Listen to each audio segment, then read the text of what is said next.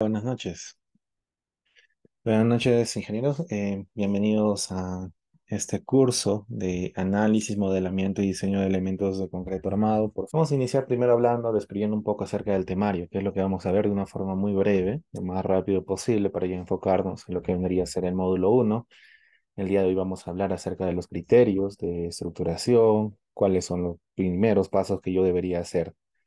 Vamos a enfocarnos en una normativa y bueno, va a ser de lectura obligatoria para cada uno de ustedes lo que vendría a ser la norma 030. No solamente para este curso, en realidad, para todo lo que tendría que ver con diseño de edificaciones o del diseño de elementos sismorresistentes, yo tengo que conocer de esa normativa.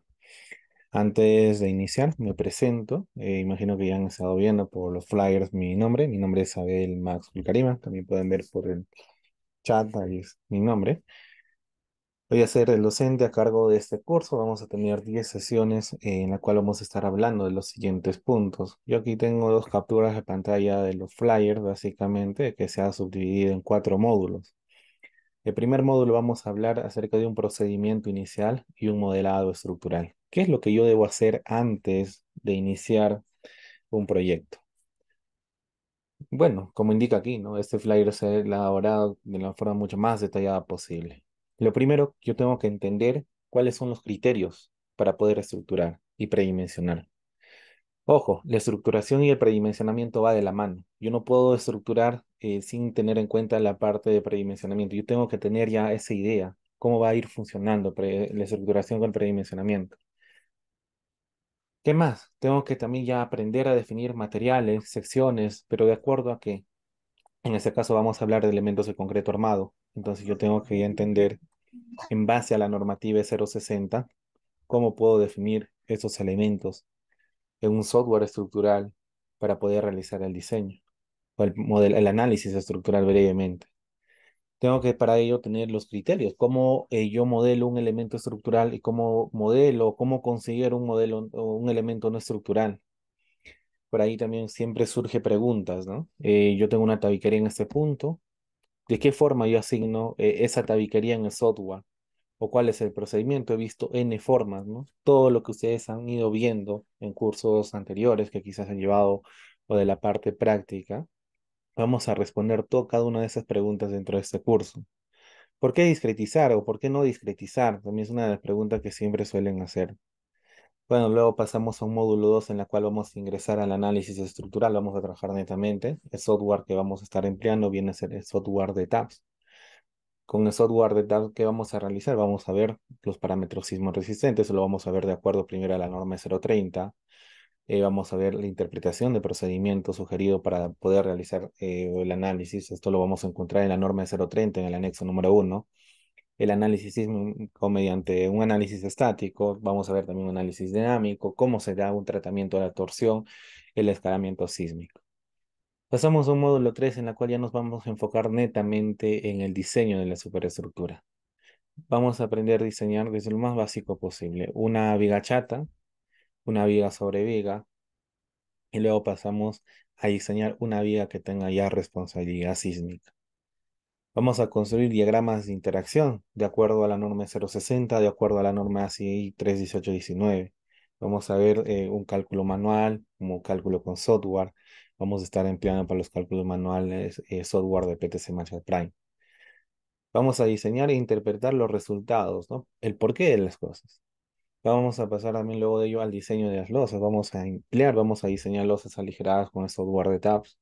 Vamos a hacer también modelamientos en SAFE de las losas y vamos a comparar con modelos analíticos que muchas veces se siguen desarrollando el día de hoy y son resultados muy conservadores que de cierta forma encontramos. Finalmente, en el módulo 4 vamos a ingresar a lo que vendría a ser un tema muy importante, que hasta el día de hoy por ahí siempre hay una complicación, siempre suelen equivocarse. ¿Por qué exporto de esta forma del ETABS a SAFE? ¿Cuáles son las formas correctas? O en realidad, pues no existe algo perfecto dentro de la ingeniería estructural, sino tratamos siempre de simular lo- las consideraciones lo máximo que podamos. Vamos a hablar acerca del modelamiento. Antes, brevemente de ello, vamos a hablar predimensionamiento. En la primera parte del módulo uno vamos a hablar predimensionamiento, pero toda la parte de la superestructura. Todo lo que tiene que ver con la superestructura lo vamos a ver en el módulo 4. Finalmente, pues un diseño, tanto con software y con cálculo manual. Cálculo manual me refiero que vamos a trabajar con el PTC Matratrain, donde ustedes pueden ver las ecuaciones, cuáles son las consideraciones que se ha ido tomando. Entonces, vamos, ya iniciamos con este módulo, un módulo muy, muy interesante. Y bueno, siempre he visto por alumnos, ingenieros que se complican, ¿no? Y quizás de cierta forma dejan pasar este punto muy interesante. Para ello vamos a iniciar revisando el módulo uno. ¿De qué vamos a hablar en este módulo uno? Vamos a hablar acerca de los criterios generales de estructuración. Este es un procedimiento sugerido antes de iniciar la estructuración y predimensionamiento, ¿ya? Aún no vamos a ingresar a lo que vendría a ser cuáles son los criterios, etc., pero vamos a hablar qué procedimientos se sugieren. Esos procedimientos yo lo baso en base a la experiencia que he tenido desarrollando proyectos y es muy importante revisar cada una de estas etapas. Por ejemplo, yo aquí tengo la norma 030. De hecho, que no me va a dar pues una receta de cocina como muchos que les gustaría tener de cierta forma, pero podemos interpretar algunas cosas muy importantes y les vuelvo a repetir, en algunas ocasiones dejamos de lado. Por ejemplo, pasa, en algún momento he visto, y hasta el día de hoy sigo revisando proyectos, he visto colegios que están construyendo con sistemas íntegramente aporticados, pero ¿qué pasa? ¿Qué me dice la norma a mí? O una edificación de categoría A, o un local municipal que me están construyendo con una edificación o con un sistema estructural que justamente la norma 030 me restringe. Y muchas veces no revisamos ellos, sino de forma, se podría decir, alocada, ven una configuración arquitectónica muy sencilla y de forma directa se van a realizar la estructuración, predimensionamiento, pasan al tema de modelamiento, hacen el análisis estructural, diseño, y en la parte final, cuando están realizando la memoria de cálculo, justo ahí ocurre ese problema, que no está cumpliendo con los requerimientos en la norma. Ah, bueno, lo paso, no me van a observar, ya si me observan, cambio, pero todo el trabajo brevemente que ha realizado, ya perdiste tiempo, los días, ¿no? Entonces, este es un punto muy importante que nosotros debemos revisar.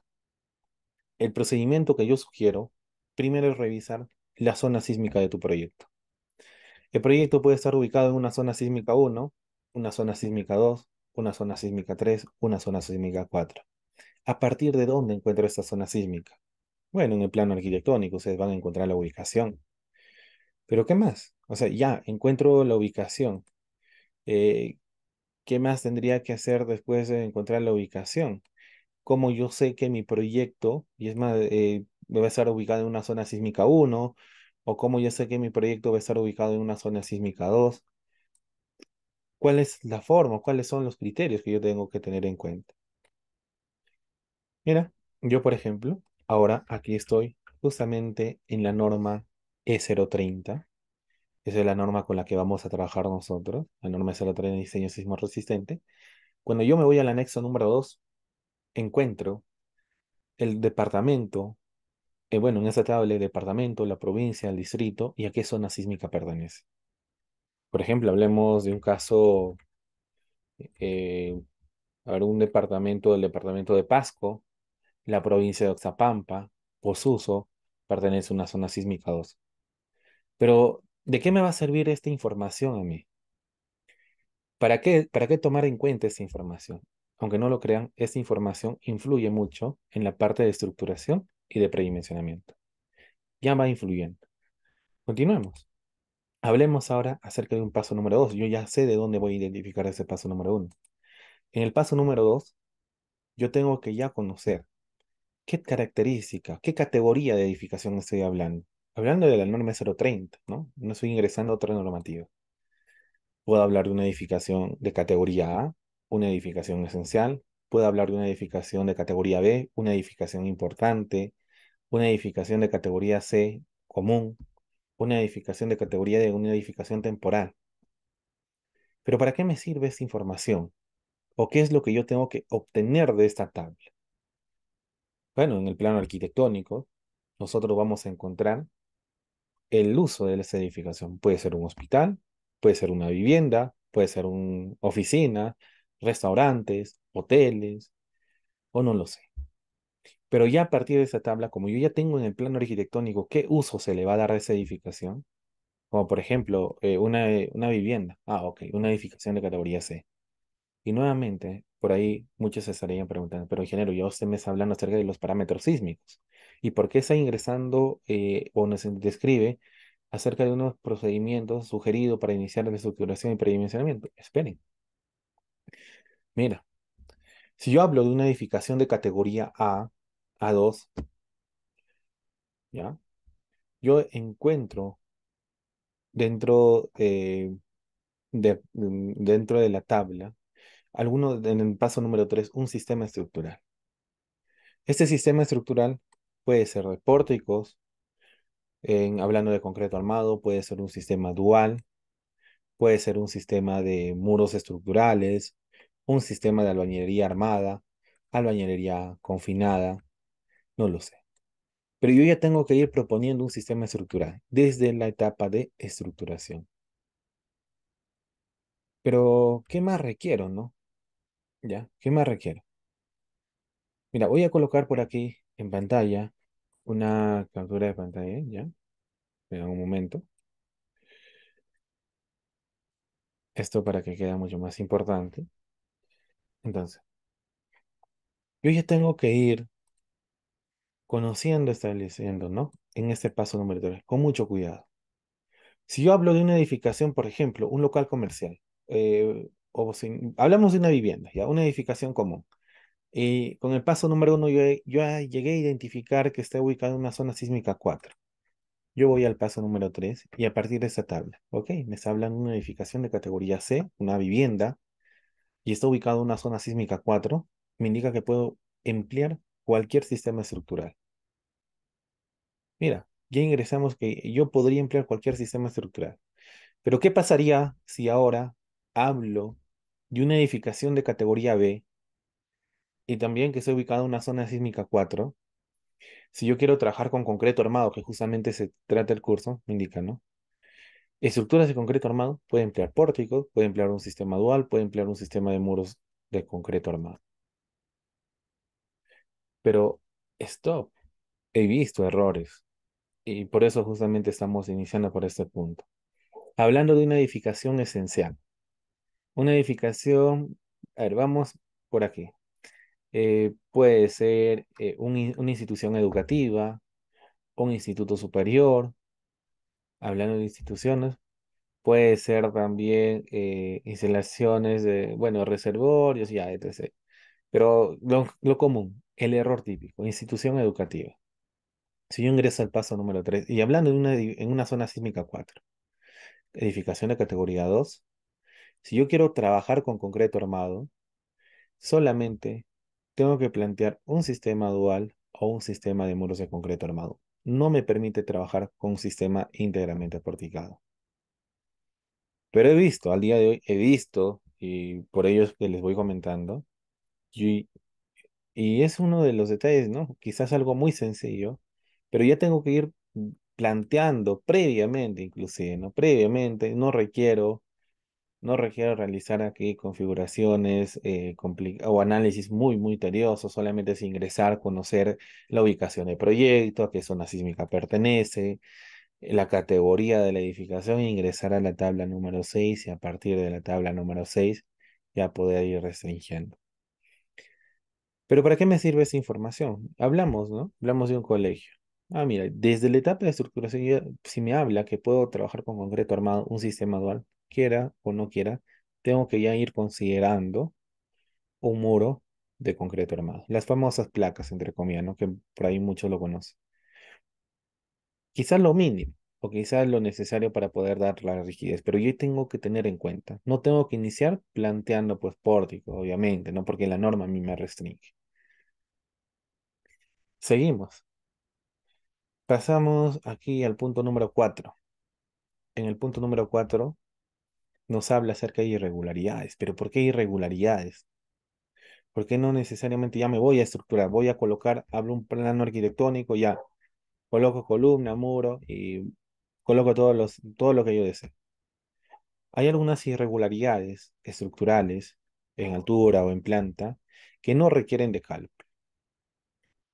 Una de ellas les comento, ¿no? Irregularidad de geometría vertical no requiere de cálculo, pero yo ya puedo ver desde la parte arquitectónica si se va a presentar esta irregularidad o no se va a presentar. Hablemos acerca de las irregularidades en planta. Esquina entrante no requiere realizar un análisis estructural, cómo cargar el sismo, no requiere nada de esa información porque simplemente me fijo en las dimensiones. Hemos visto aquí diferentes, bueno, dentro de estas tablas estamos visualizando diferentes tipos de irregularidades. Irregularidad por rigidez, irregularidad por resistencia, que lo vamos a aprender, ¿no? Durante el curso vamos a elaborar nuestras propias hojas de cálculo y vamos a comprobar. También irregularidad de masa, ¿no? Podría ser brevemente quizás un metrado, pero podría ayudarme con el software, directamente del software podría extraer esa información. ¿Ya? Entonces, todo lo que yo veo dentro de irregularidades estructurales en altura, la única que no requiere quizás realizar un análisis estructural es la irregularidad por geometría vertical, que a partir solamente de la arquitectura yo puedo obtener.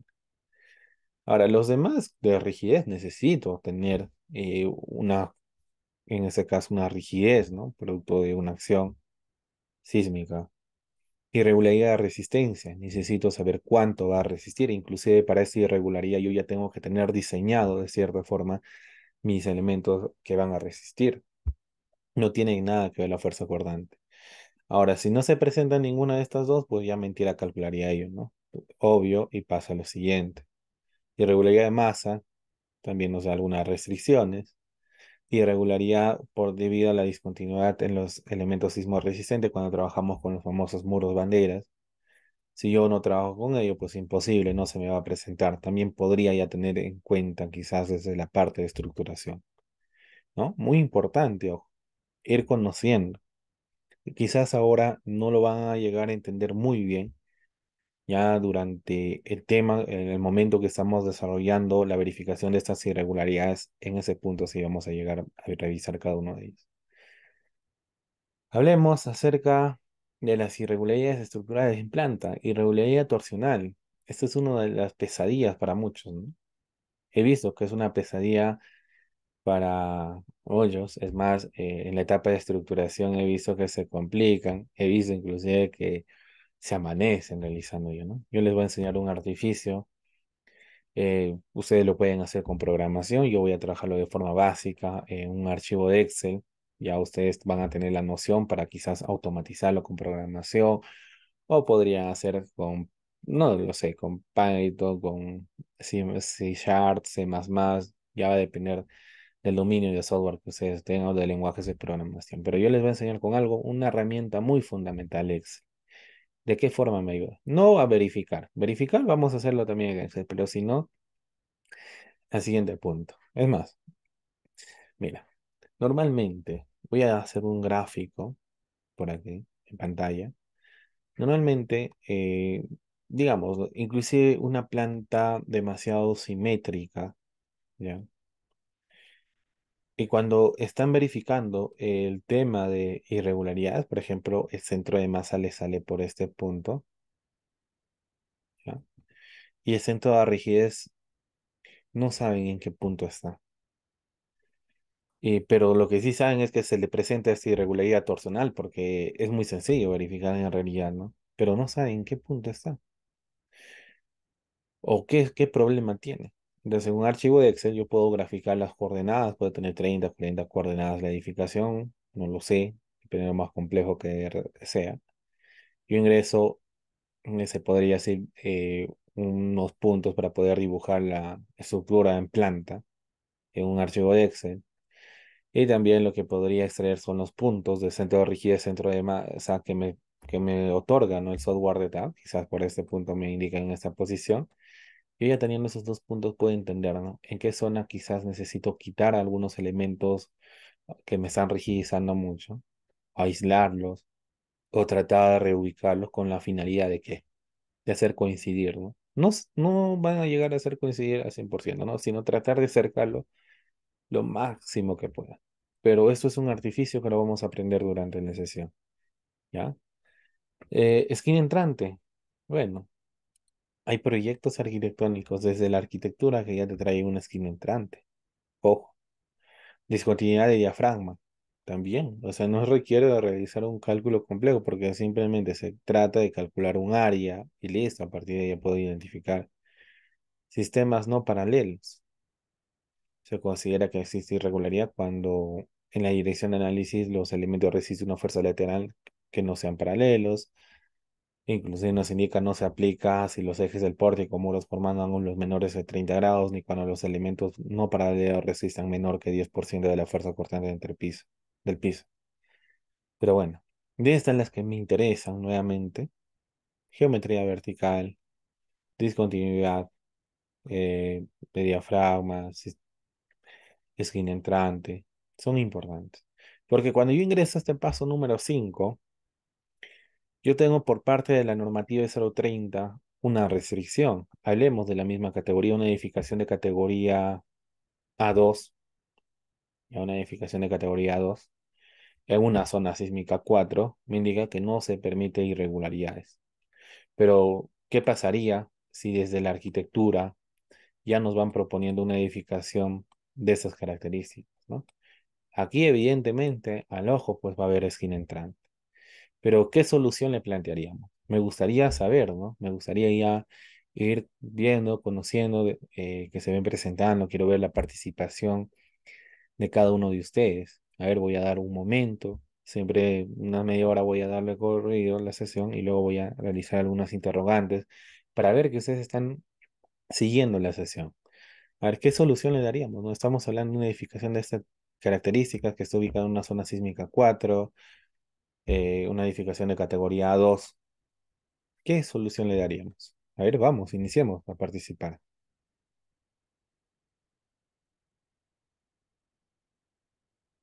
A ver, no sé si me están escuchando.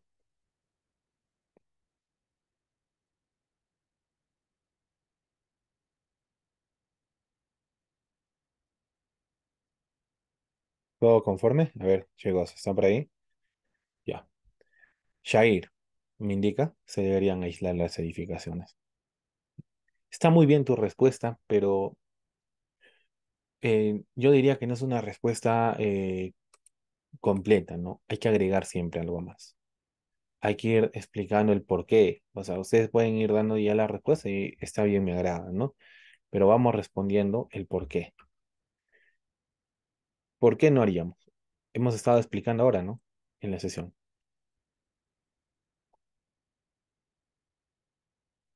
A ver, vamos, chicos, iniciemos, participemos, ¿no? De eso se trata el curso.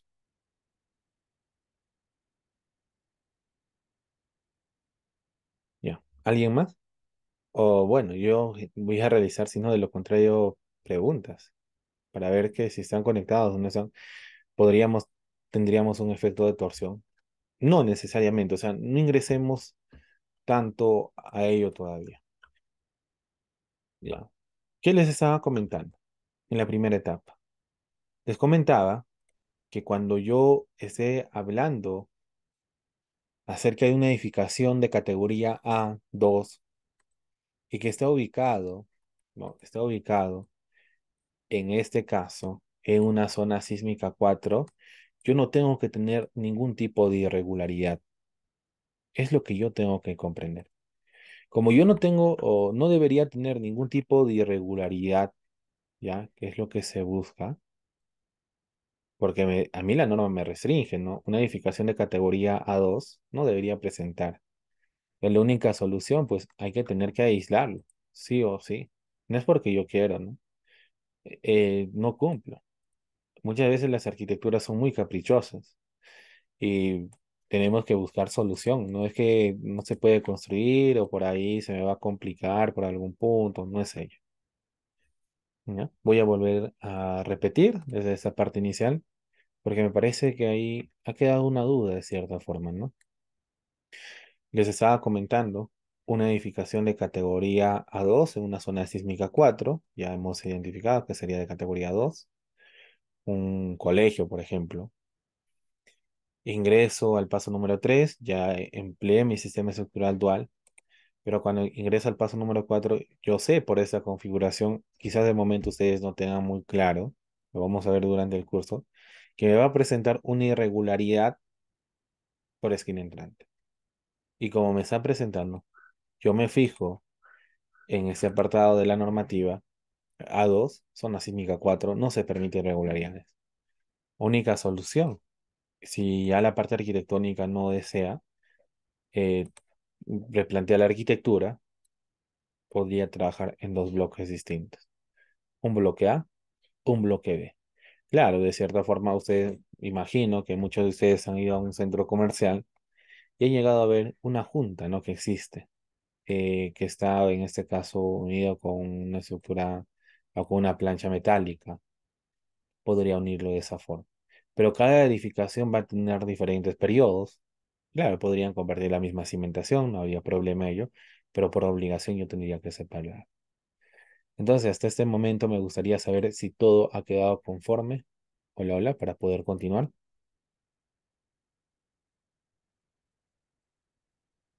¿Todo conforme? A ver, chicos, vamos. Vamos, ingenieros, ¿están por ahí? ¿Todo conforme? Ok. A ver, ver para creer, ¿no? Vamos a realizar nuevamente otra pregunta. Sí, básico. Demasiado básico. Hablamos, es más, yo les voy a, ya quiero que ustedes bien planteando, bien sacando sus propias conclusiones. Supongamos que yo voy a, o me llega un plano arquitectónico que está ubicado en Lima, ya, Lima, ustedes pueden saber por aquí, y va a ser un palacio municipal. Pero en este caso, me está presentando, es más, me está presentando ya una irregularidad por geometría vertical. Ya me está presentando. ¿Qué debería hacer? Una edificación, un palacio municipal. Si yo ingreso aquí, edificaciones esenciales, establecimiento de salud, bueno, puedo buscar, ¿no? Aquí, por ejemplo, local municipal. Local municipal pertenece a una edificación de categoría 2. Como pertenece a una categoría 2 y ya sé que presenta una irregularidad por geometría vertical, zona sísmica 4, ¿a qué conclusión llegaríamos, Leonardo? ¿Cuál sería la conclusión? ¿Se puede construir esa edificación o necesito realizar un replanteamiento arquitectónico? Igual todos por el chat. Vamos, participemos. Un replanteamiento sería. Exacto. Tendría que Pues, realizar un replanteamiento. ¿Y a qué quiero llegar con todo esto? Hay arquitecturas que no van a cumplir con la normativa de 030, la norma de 060. Muchas de las arquitecturas son en ocasiones muy caprichosas. Me ha tocado ver, yo les voy a compartir quizás en algún momento un expediente técnico que estuvieron elaborando, con volados de 5 o 6 metros que nacían en el cuarto nivel, que columnas me hacían nacer en un nivel X, porque en el primer nivel tenía su auditorio, X cosas. Ya, un montón de configuración, luces de 12 metros de volados, 14 metros de volados, no querían ninguna columna en la parte central. En la parte del siguiente nivel hacían nacer columnas y ya estaban aprobantes más como expediente técnico. No sé cómo, pero así es la realidad peruana. No, hay arquitecturas que yo no voy a poder construir, que sean muy, muy caprichosas. Y no solamente hablando de edificaciones pues de categoría 2, de edificaciones de categoría B, edificaciones de categoría C, no, en general.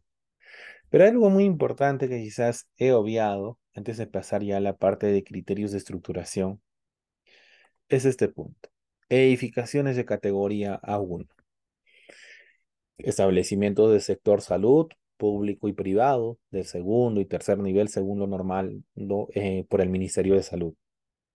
¿Qué me indica? Nota 1, nota 2. Tenemos dos notas, ¿no? Lo pueden encontrar en el pie del cuadro.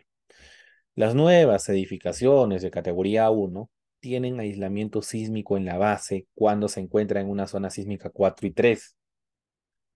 En la zona sísmica 1 y 2, la entidad responsable puede decidir si se usa o no se usa un aislamiento sísmico. Si no se utiliza aislamiento sísmico en la zona sísmica uno y 2, este valor de U, o el factor de uso debe ser de 1.5. Por ahí pueden ver un hospital en una zona sísmica 4, de categoría uno, una edificación de categoría uno.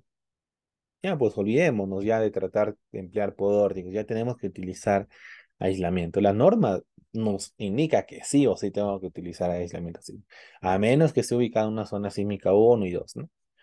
También por aquí, importante, las edificaciones de categoría D, edificaciones temporales, construcciones provisionales, depósitos, casetas y otras similares, el proyectista está encargado o es responsable en darle un factor de uso. Una recomendación, denle un valor de uno. Denle el valor de una edificación común. ¿Por qué?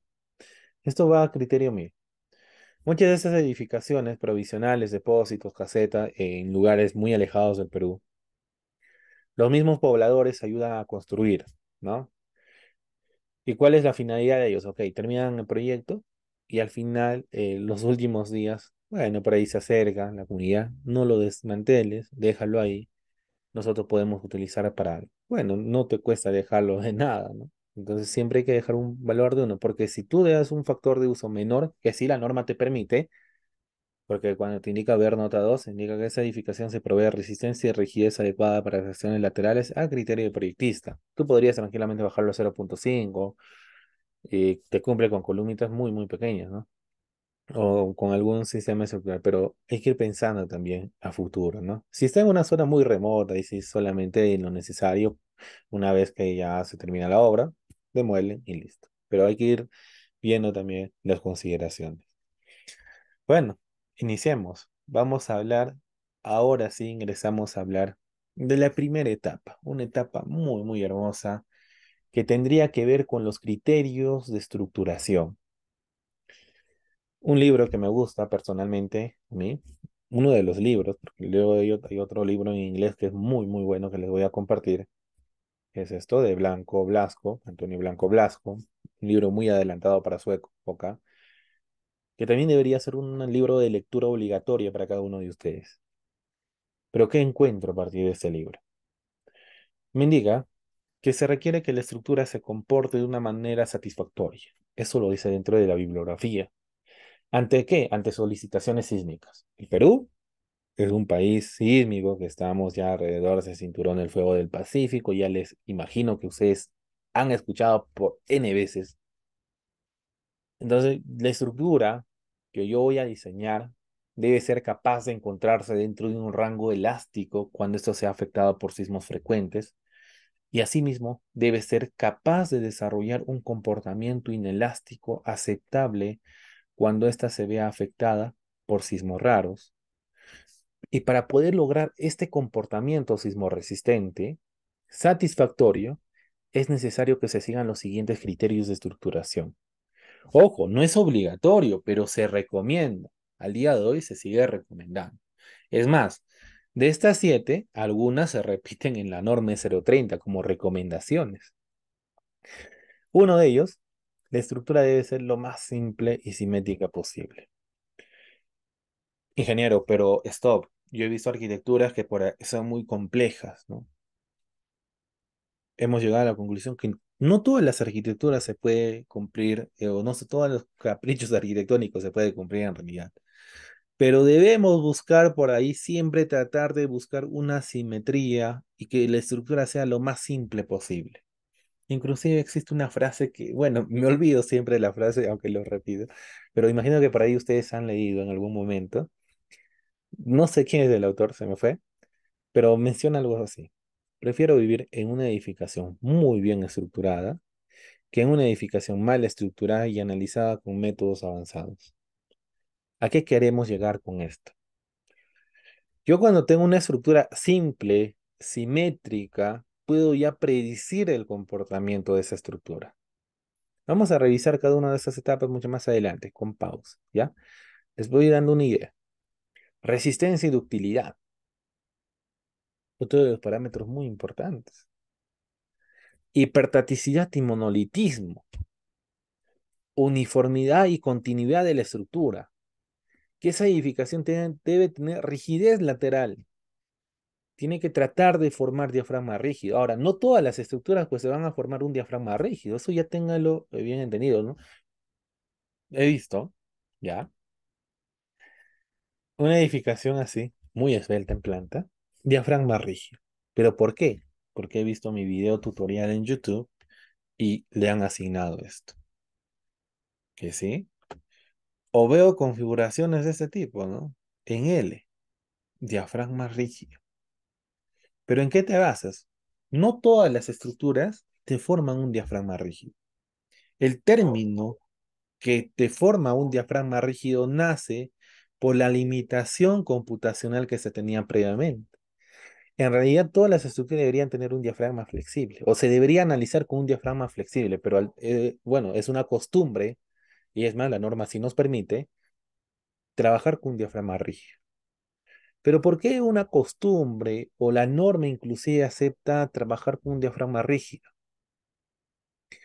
Uno de ellos, como les estaba comentando, era la limitación que se tenía. Por ejemplo, ustedes recuerdan, ¿no? Computadora Pentium 4 que a las justas se corría Excel. Al día de hoy, instálate un Excel en la última y no, ni siquiera te va a aperturar. Te va a aperturar, pero va a ir ahí, cada clic va a ir demorando, ¿no? No te va a permitir trabajar. Imagínate en esas computadoras realizar o analizar matrices de n por n.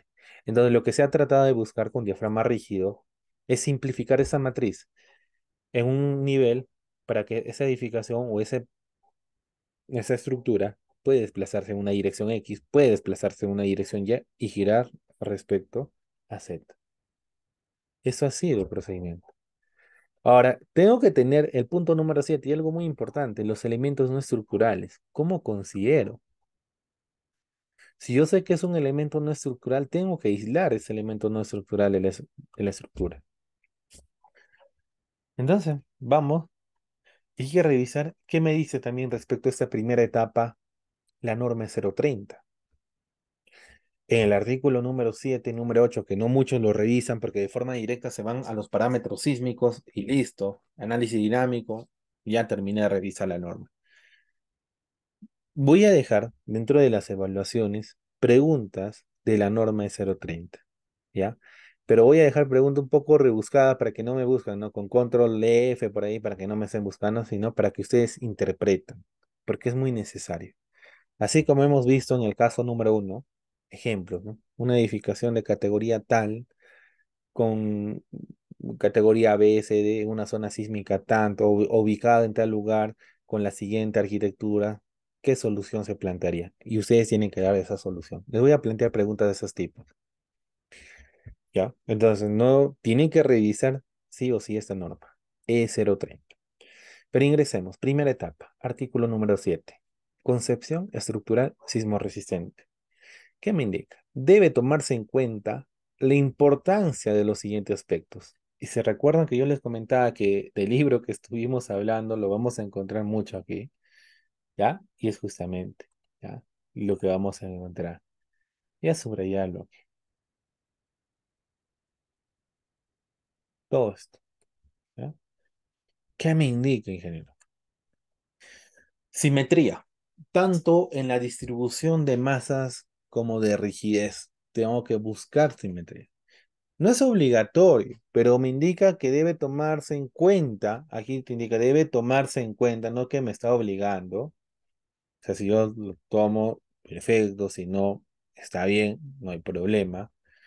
Que una estructura debe ser simétrica, tanto en distribución de masas como de rigidez, un peso mínimo, especialmente en los pisos altos. ¿Pero por qué? Mira, hablemos de un análisis dinámico, estático, por ejemplo, ¿no? Un análisis estático. La cortante basal, ¿ya? O la cortante, ¿ya? Va a ser igual al factor de zona por el factor de uso, por el coeficiente de amplificación sísmica, por el factor de suelo, entre el coeficiente de reducción. Y todo ello por el peso sísmico que depende del artículo 26 de la norma 0630. Ahora, yo podría interpretar de esto, todo esto en realidad viene a ser un porcentaje, ¿no? un porcentaje del peso de la edificación. Si yo reduzco el peso sísmico o el peso, aquí como indica, reduzco lo máximo posible, ¿qué es lo que voy a reducir? Voy a reducir la cortante. Si yo incremento el peso de la edificación, incremento la cortante. Si reduzco, se reduce la cortante. Pero aquí llego con él. Si yo reduzco la cortante, elementos resistentes de menores dimensiones, unas columnas quizás de menor dimensión, o unos muros de concreto de menores dimensiones, o algún menor espesor, ahí yo tengo que tratar de requerir. Selección y uso adecuado de los materiales de construcción. Esto es evidente. Por ejemplo, si yo voy a proyectar una edificación de 10 niveles y voy a plantear una edificación de albañilería, ¿estaría bien? ¿O sería ilógico? Es ilógico. Yo no puedo plantear un sistema estructural así por así. Yo tengo que ir planteando ya teniendo criterios. Así como ya hemos ido revisando qué sistema estructural yo puedo plantear, también tengo que tener, o por ahí, ¿no? Bueno, voy a construir una edificación de 20 niveles y voy a trabajar con albañilería. Es algo ilógico. Yo tengo que seleccionar y también un uso adecuado de los materiales de construcción. ¿Qué pasa? Hablando quizás ya de la calidad de concreto, ¿no? Yo tengo una edificación de 20 niveles, ¿ya? Aquí tengo su cimentación, una platea, vamos a suponer. Y yo no voy a plantear para esa edificación de 20 niveles, pues todos los elementos verticales, o sea, todas las columnas con concreto de 210, ¿no? Es algo ilógico. No podría ser esa configuración, ¿no? Quizás lo ideal, yo podría, ¿no? ¿Sabes qué? De este nivel a este nivel, un concreto de... Podría tratar de emplear un concreto, por ejemplo, de 350. Hasta este nivel podría emplear un concreto de 280 y hacia la parte final podría emplear un concreto de 210. Pero yo tengo que ir pensando, ¿no? No que a todo de forma loco, concreto de 210. Continuemos. ¿Qué más? Me habla acerca de resistencia adecuada en ambas direcciones principales frente a las cargas laterales. Y esto es muy importante. Al día de hoy he visto y se sigue viendo que es uno de los errores muy típicos que se comete dentro de la autoconstrucción que se realiza en nuestros medios. ¿Cómo así? La mayoría de edificaciones, ya, y son muy típicos, son edificaciones de estas características. Al menos por el medio donde yo resido, 6 metros, 7 metros, por ahí unos que otros lotes son de 8 metros, la mayoría de 7, 6,50, algunas llegan a 12 cuando son dos lotes continuos, pero son así esbeltos. Cuando yo quiero plantear quizás un sistema estructural, y es más, desde la parte arquitectónica, en todo esto, o en todo este tramo donde yo estoy señalando, yo no tengo restricción arquitectónica, porque de hecho que pues la arquitectura no me va a plantear una ventana. Puedo colocar un muro, hablamos de que sea de 5 niveles, ¿no? Una zona sísmica de 4 o 6 niveles. Yo no puedo plantear muro ahí donde yo deseo. Y es lo que suelen hacer, ¿no? Inclusive con albañilería confinada y boom. Y en la otra dirección le suelen plantear por lo general pórticos, ¿no? Pero esos pórticos son demasiados flexibles, ¿no? En la rigidez Y, una rigidez tremenda. La deriva te cumple muy bien, pero en la dirección X es una pena, es una lástima. ¿Por qué? La arquitectura ya te restringe. Es más, desde la parte arquitectónica, todas las columnas te plantean de esta forma, ¿ya? El sismo no te avisa en qué dirección va a venir. Es más, nosotros analizamos por una dirección XY, es algo hipotético, ¿no? Claro, el espectro está ajustado a ello. Pero cuando nosotros ya iniciamos a trabajar, yo tengo que darle rigidez a mi edificación en ambas direcciones, tanto en la dirección X y en la dirección Y. Tengo que tratar de buscar algún muro por ahí, algún eje que esté a continuo para poder rigidizar de esa forma. O por ahí, realizar quizás algún cambio arquitectónico mínimo. Aquí nadie es el dueño de la verdad, ni el ingeniero estructural, ni el arquitecto. El arquitecto tiene que estar abierto a realizar cambios, así como el ingeniero estructural a aceptar algunas consideraciones que el arquitecto ha ido proyectando. Nadie se debe cerrar, sería olvidar, ¿ya? Continuamos, sigamos revisando. No vamos a hablar de todo ello, punto por punto. Me habla acerca de qué? Continuidad estructural, tanto en planta como en elevación. Bueno, hay que buscar, ¿no? No siempre se presenta, pero se debe tratar de buscar alguna continuidad que exista tanto en planta como en elevación. Punto F. Ductilidad. ¿Qué quiere decir ductilidad? Entendida como la capacidad de deformación de la estructura más allá del rango elástico. Nosotros debemos tener elementos dúctiles. ¿Para qué? Para que puedan presentar una deformación más allá del rango elástico. Deformación lateral limitada. Vamos a verificar, pues, ¿no? La deformación. No me gustaría para nada tener una edificación demasiado flexible, un problema. Inclusión de líneas sucesivas de resistencia. Redundancia estructural. Hay ocasiones en la cual, por ejemplo, solamente se trabaja con pórticos de una crujía, ¿no?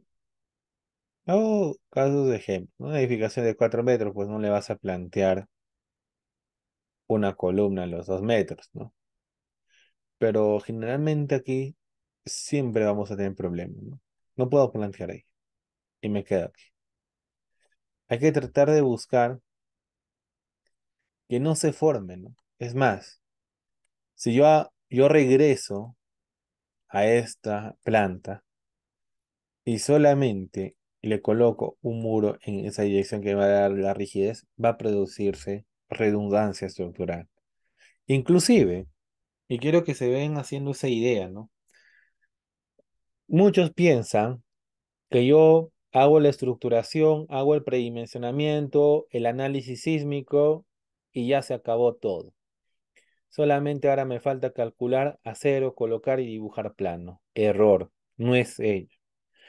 Cuando ustedes quieren construir una edificación, primero tienen que ver así las etapas, estructurar, predimensionar, viendo quizás estas recomendaciones.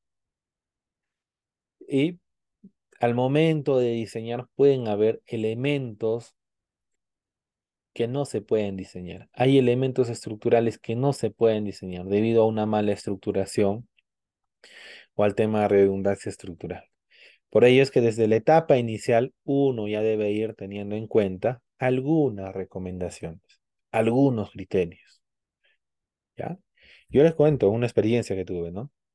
He diseñado toda la edificación así, de una forma. Terminé de diseñar los muros, terminé de diseñar las columnas, vigas, todo dibujado planos, pero cuando llegué a la parte de cimentación no me pasaba cimentación. No había forma, ni con platea. ¿Y qué tenía que hacer? Cambiar la estructuración y buscar nuevamente otra solución. En donde no quiero que ustedes cometan ese error que quizás me ha costado a mí tiempo, previamente, ¿sabe? Una semana de trabajo que se me fue ahí. Y es lo que ocurre, ¿no? Durante el curso yo les voy a enseñar a verificar de forma automática, quizás con software, hacer algunas verificaciones previas, qué muros se pueden diseñar, qué muros no se pueden diseñar, y a ir previendo la parte de la cimentación con cálculos muy sencillos, ya tener una idea, una noción del comportamiento. Continuemos. Ahora hablemos acerca de qué. Consideraciones de las condiciones locales, ¿no? Suelo, para el tema de la cimentación. Y lo más importante, y esto es lo que debemos tener en cuenta, una estructura no se comporta como uno lo analiza. Yo lo puedo analizar empleando los métodos más complejos, puedo seguir la normativa a pie de letra, puede hacer cálculos considerando 30 decimales, puede hacer todo lo que yo deseo, pero si ha habido malas prácticas constructivas, ya es un problema. La edificación se comporta como uno lo construye, más no como uno lo calcula. Y por aquí les cuento otra experiencia. ¿Ya? Un proyecto se planteó con una cimentación con zapatas conectadas, pero el residente, no, muy caro, cambia las zapatas aisladas. ¿Quién es el único responsable? Ahora es el residente. Cualquier cosa con esa edificación, el residente. Ustedes por nada del mundo, si han hecho ese cálculo estructural, deben aceptar. Si él ha realizado la modificación, pues ya es su culpa de él. ¿Ya? Vamos a revisar también esos apartados que me indica dentro de la norma 030. Artículo 8. Consideraciones generales. ¿Ya? Y eso también es algo muy importante. Toda edificación y cada una de sus partes debe ser diseñada y construida para resistir las solicitaciones sísmicas prescritas en esta norma, siguiendo las especificaciones de la norma pertinente a los materiales empleados. No es necesario considerar simultáneamente los efectos de sismo y viento. Se debe considerar el posible efecto de los tabiques, parapetos y otros elementos adosados en el comportamiento sísmico de la estructura. El análisis, el detallado de refuerzo y el anclaje debe hacerse acorde con esta consideración. En concordancia con los principios de diseño sismorresistente establecidos en el artículo 3, se acepta que para las edificaciones tengan incursiones inelásticas frente a solicitaciones sísmicas severas. Por tanto, las fuerzas sísmicas de diseño son una fracción de las solicitaciones sísmicas máximas elásticas. Todo ello me indica dentro de la normativa E030. Ahora, pasemos a un punto. Pero antes de continuar, ir revisando, si vamos a seguir en esa primera etapa, me gustaría ver algunas consultas, dudas, comentarios que quizás tengan quizás de momento. Voy a darle por ahí brevemente un minuto, ¿no? Un minuto, 2 minutos, para que ustedes puedan ir planteando sus interrogantes. Si no, de lo contrario, ya para poder continuar. A ver, iniciemos. Hay que ir preguntándonos. A ver, hola, hola, ¿están por ahí? Una consulta, ingeniero. Sí, sí, te escucho. ¿Qué pasaría si no se puede cambiar el sistema estructural y no pasan las derivas? Ya sea porque es una entrada justo de semisótano y entran los vehículos. Y no puedes anchar ni poner ni placas, solamente columnas nomás. Y en ese caso, ¿cómo podrías justificar para que pase la deriva, no? Es que la deriva tenemos que cumplirlo siempre. No es que yo puedo considerar no hay forma de buscar quizás una forma de darle burla, ¿no? A la normativa para no cumplir justamente eso lo que me está pidiendo. Es de forma obligatoria lo que yo debo cumplir con las derivas. Y es un problema, ¿no? Es un problema común que se encuentran cuando trabajamos con edificaciones, en este caso que tengan sótanos, ¿no? Es un problema.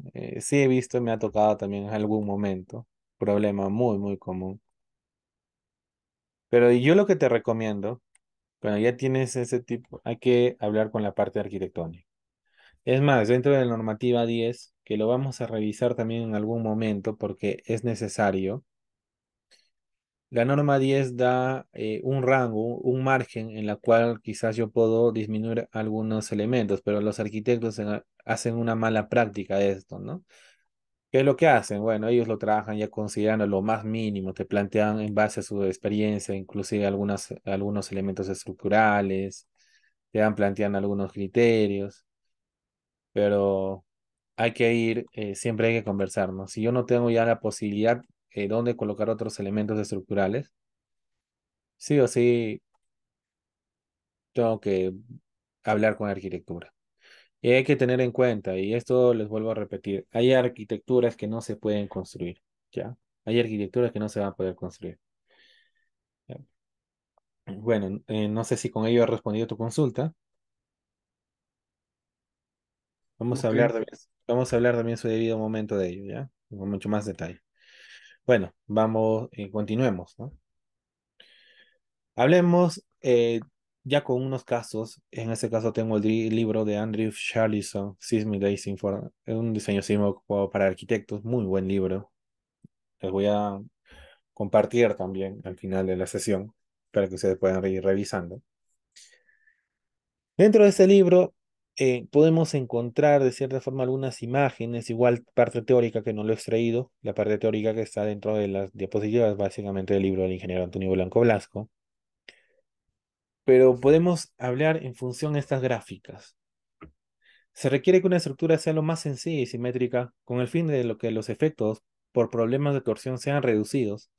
Asimismo, una estructura simétrica o en una estructura simétrica es más fácil predecir el comportamiento que ésta se presentará frente a las cargas sísmicas y cargas gravitacionales. Aquí, por ejemplo, podemos ver, ¿no? Se ha tratado de formar lo más simétrico posible, una estructura simétrica. ¿Ya? Un caso muy, muy interesante. Hablemos acerca de resistencia y ductilidad. Es importante que una edificación tenga resistencia adecuada en ambas direcciones principales, de tal forma que se garantice la estabilidad de la estructura. Además, es importante que una estructura presente una buena resistencia para poder soportar los efectos que ocasionan los sismos frecuentes y que ésta puede comportarse elásticamente. Una edificación, quizás darle esta configuración donde son muros de concreto armado. Quizás no tanto emplear esto, ¿no? Por el tema de redundancia estructural, pero sí, si te cumple, puedes diseñarlo, adelante. Ya no hay problema. Puedes colocar quizás esto lo más sencillo, ¿no? Entonces por aquí tendría grandes ambientes, pero eso sí hay que tener mucho cuidado con el tema de redundancia estructural. Hiperstaticidad y monolitismo. Es conveniente a tener una estructura isostática. Me conviene trabajar con una estructura hiperestática, ¿ya? ¿Pero por qué? Debido a que esta ayuda a a la formación de rótulas plásticas y a su vez contribuye a que se disipe la mayor cantidad de energía sísmica y de una mayor resistencia a la edificación. Hablemos acerca del siguiente punto. Uniformidad y continuidad de la estructura. Yo, por ejemplo, puedo tener esta configuración arquitectónica. Hay muchos arquitectos que ya nos van proponiendo la parte perdón, la parte estructural, ¿ya? Hay muchos. Y algunos sí te plantean con una base, ¿no? No es que que se podría decir que, ya, que colocaron por colocar, ¿no? Algunos arquitectos muy buenos, que por ahí tengo unos que otros conocidos que trabajan de una forma, creo que tienen muy bien pensado cómo es el comportamiento de la estructura. Entonces, encontramos una muy buena estructuración, inclusive la arquitectura que nos plantean prácticamente te alivia la vida, ¿no? Un proyecto que quizás pensabas desarrollar en un tiempo mucho mayor y terminas desarrollando en un tiempo mucho, mucho menor, ¿no? Pero bueno, ¿qué es lo que yo debo tener en cuenta, ingeniero? ¿Cuáles son esos criterios, ¿no? Uniformidad y continuidad. Hay arquitectos que, por ejemplo, te plantean niveles típicos. No es que un nivel, por quererse darse ahí quizás lo más, eh, ¿cómo se podría decir? Lo más sencillo o posible, ahí suelen complicar, ¿no? Suelen complicar, pero de forma, no sé, muy inmadura, a veces lo veo, ¿no? Inclusive, ¿no? ¿Ya? Entonces, por aquí me he olvidado colocar unas gráficas, voy a colocarlo, ya se me ha pasado, voy a colocarle esas gráficas, ya para que me puedan entender también referente a esa uniformidad y continuidad de la estructura. Pero me dan un momento, por favor. Se me ha olvidado colocar esas gráficas porque es necesario, ¿no? Es necesario y ustedes deben tenerlo muy bien establecido cómo se puede trabajar con ello, ¿ya? Ahora sí, ya lo coloqué. Entonces, uniformidad y continuidad de la estructura. Que tener, ¿no? Por ejemplo, por aquí una columna, hacer nacer a partir de un nivel superior, pues es un pecado, ¿no? O de esta forma, columnas demasiado esbeltas o unos niveles mucho más, en unos niveles superiores mucho más rígido, un problema. Una estructura debe ser uniforme y continua, tanto en planta como en elevación, como pueden ver aquí en imagen. Lo que genera es, bueno, puesto que una discontinuidad de elementos lo que genera es una concentración de esfuerzos y además puede generar que una losa deje de comportarse como un diafragma rígido y se comporte como un diafragma flexible. Asimismo, si se requiere eliminar placas en nivel inferiores o superiores, lo recomendable es realizar transiciones y no eliminarlo directamente parte de este en un nivel, ya que esto causa que los niveles inferiores se vean expuestos a generar una mayor ductilidad. Eh, ¿Cómo le explicamos esto? Ya, mira. Yo puedo tener, ya, es más, mira.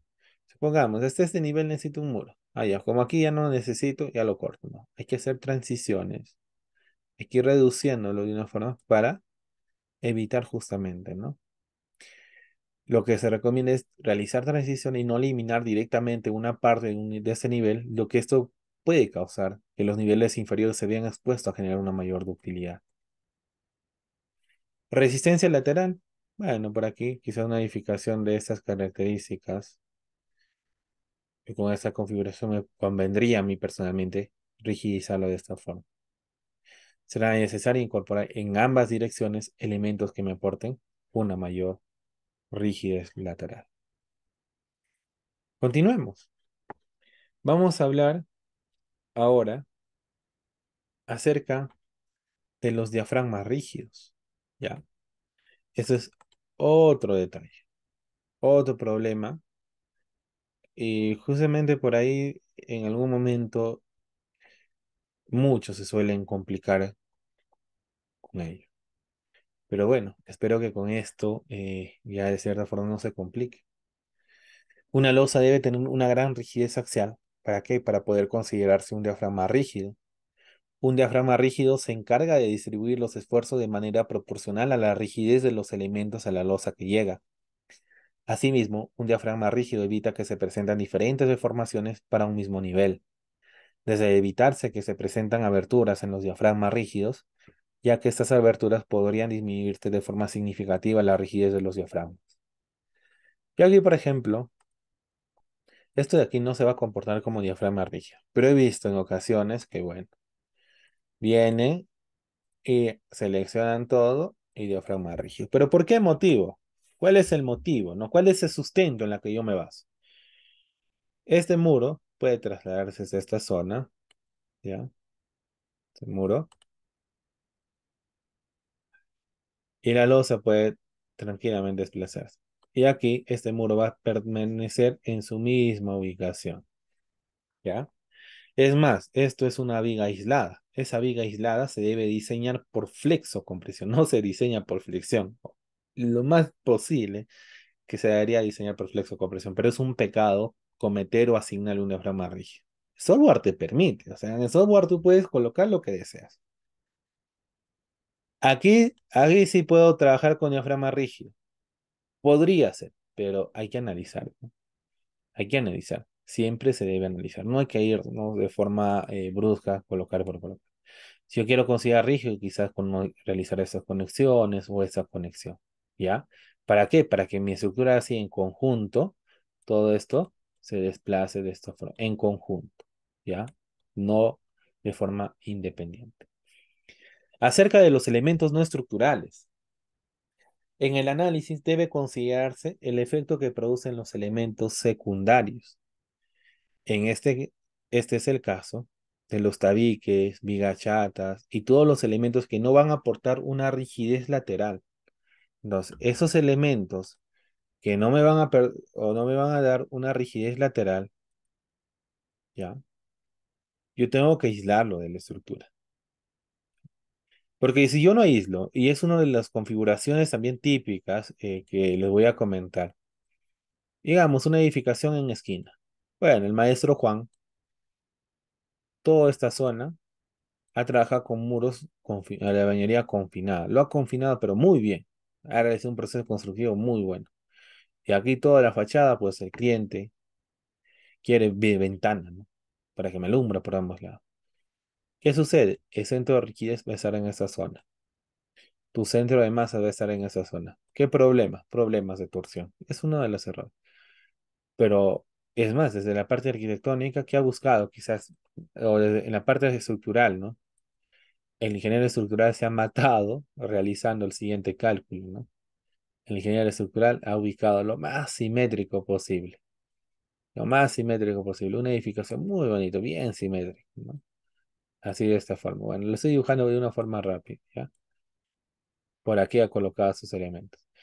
Entonces, para el ingeniero estructural, según su cálculo, todo perfecto, muy bonito, analizado, siguiendo a pie de letra toda la normativa, pero un mal proceso constructivo, confinarlo, rigidez de atreverse caso, problemas de torsión. Yo sí voy, ya sé que va a ser un elemento no estructural, tengo que aislarlo de la estructura. Ustedes pueden ver aquí una imagen, ¿no? Ese pórtico, cómo se está deformando hacia la parte derecha, hacia la parte izquierda, pero ese muro tiene que estar ahí perfectamente. No tiene por qué impedir ese posible desplazamiento. Debe estar ahí perfecto. Hay formas, ¿no? Podría con columnetas aquí aislarlo, pero que no me aporte rigidez a la estructura. Esos elementos deben disponerse de manera simétrica en la edificación. Ahora, si quiero colocar con muros, pues bueno, colócalo de manera simétrica, ¿no? Ya que pueden contribuir a que genere una excentricidad entre el centro de masas del edificio y el centro de rigidez de esto, y por ende produzcan efectos de torsión, las cuales sean indeseables. Bueno, hasta este punto hemos hablado con referencia a esta primera etapa, a los criterios de estructuración, ¿no? Un tema muy amplio quizás. Netamente esta primera y segunda sesión, hasta la tercera sesión se podría decir que nosotros tenemos toda esa parte es básicamente teórica, ¿ya? Ya la 3 y la 4 es netamente cálculo. En la parte 2 sí ya vamos a ver un poco con el uso de software, ¿no? El día de hoy también vamos a ingresar a software. Pero bueno, no sé si por ahí alguien tiene alguna consulta de momento. Me gustaría saber, ¿ya? Si no, de lo contrario, para poder continuar. Bueno, por ahí. ¿Cómo recomienda modelar los tabiques como una viga en voladizo? No. Los elementos no estructurales, ya no lo modelemos, ¿ya? Ya no lo modelemos. Si yo sé que son elementos no estructurales, pues no lo modelen, ¿ya? Vamos a modelarlo en vano. No se se meta. A los elementos no estructurales, si ya saben que es un elemento que es no estructural, la recomendación es que ustedes lo aíslen, ¿ya? O solamente hacen un metrado de cargas y listo, se acabó todo. Lo asignan como cargas, ¿ya? Bueno, vamos a hablar, la parte de predimensionamiento vamos a dejar de momento. Vamos a hablar acerca ahora, eso lo vamos a ver mucho más adelante, no se preocupen. Vamos a hablar acerca de cómo yo puedo definir materiales, puedo definir secciones de acuerdo a la norma técnica E060. Esto lo vamos a trabajar con el software de tabs, ¿ya? Me gustaría quizás trabajar con otro software, pero este es uno de los software más comerciales que podemos decir que hay de momento o que se utiliza dentro del área de ingeniería estructural. Así que no hay que cambiar, ¿ya? Y yo tengo licencia de SIPE, SIPE ha ido mejorando. No puedo decir que no ha mejorado, ha ido mejorando. Te agiliza, hay software también como robot estructural, etc. Casos de software, ¿no? Bueno, yo por ejemplo, aquí ya les estoy colocando lo que vendría a ser la parte de modelamiento con software, ¿ya? Vamos a verlo de una forma rápida acerca del software de CAM, pero me gustaría verlo mejor, creo que directamente, no con PPTs, ¿no? No con PPTs, me gustaría verlo en vivo, ¿ya? Vamos a verlo en vivo y en directo. ¿Cómo es que puedo definir materiales? Vamos a ver un poco acerca de la incursión, el manejo de este software, ¿ok? Ya, yo les estoy compartiendo entonces para este caso. el software de tabs, ¿ya? Ustedes pueden visualizar aquí en pantalla el software de tabs. Voy a ingresar aquí un nuevo modelo, pero brevemente me gustaría saber cuántos de ustedes ya han manejado el software de tabs, cuántos todavía recién están iniciando en este mundo.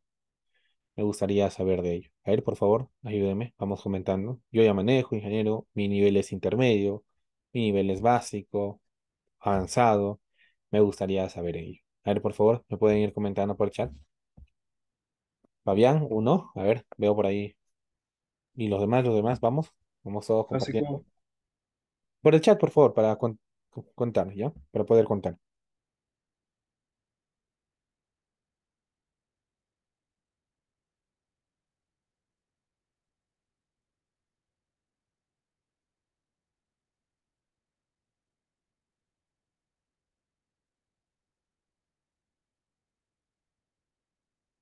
Dos, tres.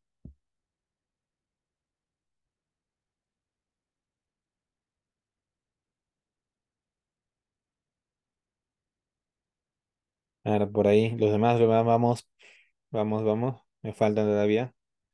Me faltan de dos personas. A ver, vamos. ¿Quién es más?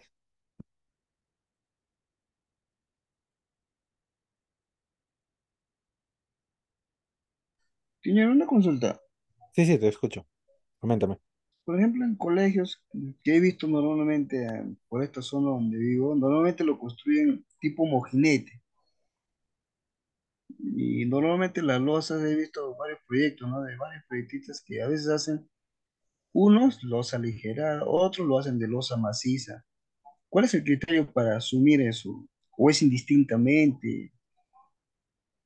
Mira, ya podría ser indistintamente, ¿no? Pero cuando ya es una edificación demasiado esbelta, al momento de diseñar el diafragma, por lo general quizás para hacia los lados extremos, no te va a pasar con una losa aligerada, ¿no? Necesariamente tienes que ya colocar una losa maciza. Ahí sería el motivo. ¿Por qué colocan losa maciza? Pero que coloquen en toda la estructura una losa maciza también lo veo demasiado caro. La edificación, por lo general, las losas macizas son elementos sobredimensionados. Y bueno, de los análisis que vamos a hacer, se van a fijar que cuando yo diseño una losa maciza, por lo general va a priorizar una cuantía mínima. Por ahí, cuando son paños muy grandes, reciben algún refuerzo adicional. A eso llegaríamos. Y en este caso, cuando son las losas inclinadas, como le digo, los mojinetes son inclinados, ¿no? Son en tres paños, inclinados más o menos 45, 37 grados, de ahí plano arriba, otra vez 37. En este caso, las vigas inclinadas, ¿cómo se diseñan? Porque normalmente horizontal, no he visto diseños, pero cuando es inclinado, ¿qué fuerzas más intervienen ahí en su diseño? Mira, para poder diseñar elementos que están sujetos a flexión, lo único que tú requieres son los momentos. Ya con los momentos, puedes pasar a diseñar. Dentro de las ecuaciones no vas a encontrar pues otra expresión, ¿no? Ahora eso sí, para que tú tengas entendido que ese elemento va a estar sujeto a flexión, la norma de 0,60, también la norma del ACI te restringe que su fuerza axial debe ser mayor o perdón, menor a un 10% de lo que puede soportar el concreto, ¿no? Para poder despreciar. Tienes que seguir esos requerimientos. Te agradecería si pudieras compartirme para la clase que viene alguna imagen y para poder trabajar. Justo estoy viendo qué proyecto vamos a trabajar porque vamos a trabajar un proyecto de cero, hay que diseñarlo todo lo que se pueda y en base a ello ya realizar un entregable final, ¿no? Un cálculo de las losas, de las vigas, de las columnas, de los muros, posiblemente. Si tienen ese tipo de proyecto, podríamos trabajar en base a ello, ¿ok? Ok, Ya, bueno. Vamos a iniciar con el software de TAP, por ahí me indican mucho inicial, intermedio, básico, ¿ya? Bueno, yo he dado con control N o directamente a partir de Find New Model o a partir de esa opción, puedo ingresar un nuevo modelo. En esa ventana yo tengo tres opciones. La primera es para poder iniciar un modelo a partir de una configuración ya guardada. El segundo es para yo poder aperturar un modelo. Quizás por ahí han elaborado un proyecto con similares características. Pueden copiar las secciones, los materiales o iniciar un modelo de cero, ¿no? A partir de aquí pueden seleccionar un sistema de unidades, la base de datos. para el acero, código para de diseño para el acero, código de diseño para el concreto. No van a encontrar normativa peruana, ¿ya? Pero ya teniendo todo ello, básicamente ya teniendo, yo por ejemplo voy a iniciar a partir de esto, porque yo tengo una configuración previa, ¿ya? Una configuración previa, con ya de hoy, me va a salir una nueva ventana. Igual, cualquiera de las tres opciones le va a volver a salir esta ventana, en la cual nosotros tenemos lo siguiente, ¿no? ¿Qué viene a ser ingeniero? ¿Qué tenemos? Primero, lo que tenemos es New Model Quick Template, o sea, es una plantilla para poder crear un nuevo modelo, en la cual tengo aquí una forma para poder iniciar una plantilla en blanco, una plantilla con grías, que generalmente se emplean los dos. Los demás, bajo normativa peruana, ni siquiera lo vamos a revisar, no se utiliza, por lo general nos quedamos en esas dos. La primera, suelo recomendar cuando ustedes van a importar las grías directamente, quizás de un archivo CAD. Y la segunda, pueden generar ustedes mismos la grilla. Es como una especie que va a formar una cuadrícula. Ahora, ¿qué se recomienda? Bueno, en realidad yo suelo trabajar mucho con grillas, pero hay algunos proyectos que se pintan para poder trabajar con grillas importadas a partir del CAD. Cualquiera de ellos no va a ser problema. Ya teniendo ello, teniendo esa configuración básicamente, aquí me indica, ¿no? Cuántas grillas en dirección X. No sé si pueden fijar aquí una grilla, dos grillas, tres grillas, cuatro. Es lo que te indica, ¿no? ¿Cuántas quieres en dirección X? Puedes colocar cinco, puedes n veces, ¿no? Por ejemplo, de momento voy a crear cinco. En dirección Y voy a crear ocho. Y aquí me indica, ¿no? Espaciamiento de las grillas. Puede ser espaciamiento de 6, puede ser espaciamiento de 5 en Y. Ahora, esto quiere decir que son espaciamientos típicos. Sean espaciamientos similares, pero no solamente ello, ¿no? Yo podría aquí darle en grid label y puedo también cambiar las etiquetas, ¿no? Que no inicien A, que inician en uno, puedo cambiar ello. Puedo habilitar esta opción y puedo ingresar esto, edit grid data, y me va a salir una nueva opción, una nueva ventana. Dentro de esa nueva ventana, tengo las opciones para poder trabajar a partir de coordenadas o poder trabajar a partir de espaciamientos. Puede ser que los espaciamientos sean indiferentes, ¿no? Por ejemplo, aquí yo no necesariamente no tengo 6, sino sean 5, 6, 6 y aquí 5, ¿no? Y si ustedes se fijan, aquí se va ajustando, ¿no? Quizás aquí sea 4, por aquí 4, y se va a ir en un tiempo real proyectando. Puedo también por aquí cambiar, puedo crear planos de puntos de referencia, planos de referencia, puedo ir creando todo. Ahora, aquí la siguiente opción es para yo indicar el número de niveles, ¿no? Puedo tener 3 niveles, 4 niveles, voy a crear 5 niveles. Aquí me indica o me pide la información cuál es la altura para el nivel típico. Puedo cambiar también esa configuración, puede ser de 6 metros, 3 metros, no lo sé. Puede ser 4 metros. Para aquí puede ser 3,2 metros. Ya depende del tipo de estructura que ustedes estén trabajando. Por aquí puede ser 3 metros, 3 metros, el típico. Vamos a hablar mucho más adelante también de ello. Ya teniendo todas esas configuraciones, yo puedo darle aquí OK. Entonces, con todas esas configuraciones, si ustedes se percatan, tengo grillas por aquí. Yo puedo dibujar dentro ingresando de draft, puedo dibujar grillas, ¿no? Yo quizás puedo dibujar una grilla por aquí, puedo dibujar una grilla por aquí. Puedo ingresar aquí a la opción draft. Tengo aquí draft dimension link. Puedo medir, puedo medir. Y por ahí muchos me preguntan, ingeniero, pero ya he medido, no puedo borrar, me complico, tengo que hacer nuevamente mi modelo queda de forma incorrecta, no, no es ello. Ustedes pueden colocar las medidas que desean, quizás por Draft Dimension Line, pueden ingresar de aquí a este punto y lo miden hacia esta zona, ¿no? Si deseas. Más por aquí, no lo sé. Pero en algún momento ya no requieres esa información. Das clic derecho y aquí tienes la opción Lock on Screen Grid System Edit. Deshabilitas. En este caso, yo voy a poder borrar las grillas que yo deseo. ¿No? Puedo borrar y me quedo ahí. ¿Ya? Mira, proceso muy sencillo. Quizás quiero borrar esto, puedes borrar. ¿No? Depende de ustedes. ¿Qué más tengo que hacer? Bueno, puedo bloquear ya las grillas para que no se seleccionen. Si yo tengo habilidad, eso sí puedo seleccionarlo y borrar, ¿ya? Entonces, para evitar ello, hay que bloquear para que no se seleccione. Ya. ¿Qué más tengo que hacer? Lo que hemos hablado era que yo tengo que aprender a definir materiales. Vamos a ver el día de hoy una breve introducción a este software, ¿ya? Porque vamos a usarlo bastante.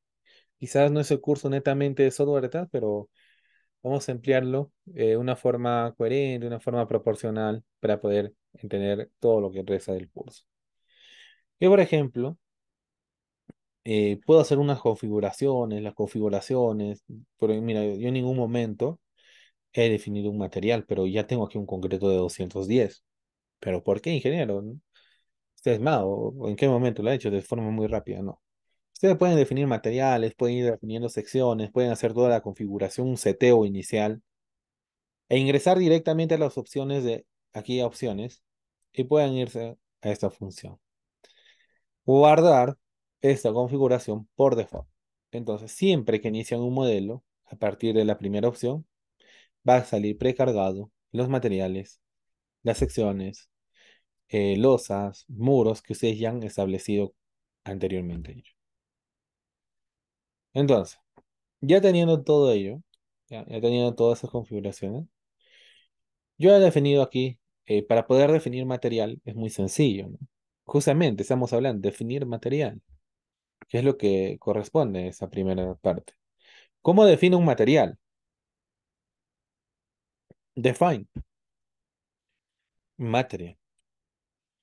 Entonces, aquí yo puedo seleccionar, normalmente me sale 4000 PSI, que es un concreto aproximadamente de 280. Ingreso por aquí a Modify, yo coloco el nombre que deseo. Este nombre no me afecta en el cálculo. El nombre de ustedes pueden colocar el nombre que desean. Si desean, pueden ponerle su nombre al costado 210. No hay problema, ¿no? Ustedes pueden colocar el nombre que desean. He visto para algunos ahí F'C igual 210. Bueno, ya es costumbre cómo ustedes se van a ir familiarizando. Seleccionan tipo concreto, isotrópico, el peso unitario. Vamos a comentar primero respecto a este punto. Yo les voy a agregar dentro de la diapositiva. Bueno, la diapositiva final les voy a enviar. Vamos a hablar de ello. Ya faltan 10 minutos, vamos a hablar respecto a ello. Entonces, miren, yo voy a ingresar lo que vendría a ser a la norma E020. Cuando yo ingreso a la normativa E020, yo lo tengo por aquí en imagen. Cuando voy a pesos unitarios, busco concreto. ¿Ya? Vamos a buscar por aquí concreto. Aquí está, concreto. Concreto simple me indica, ¿no?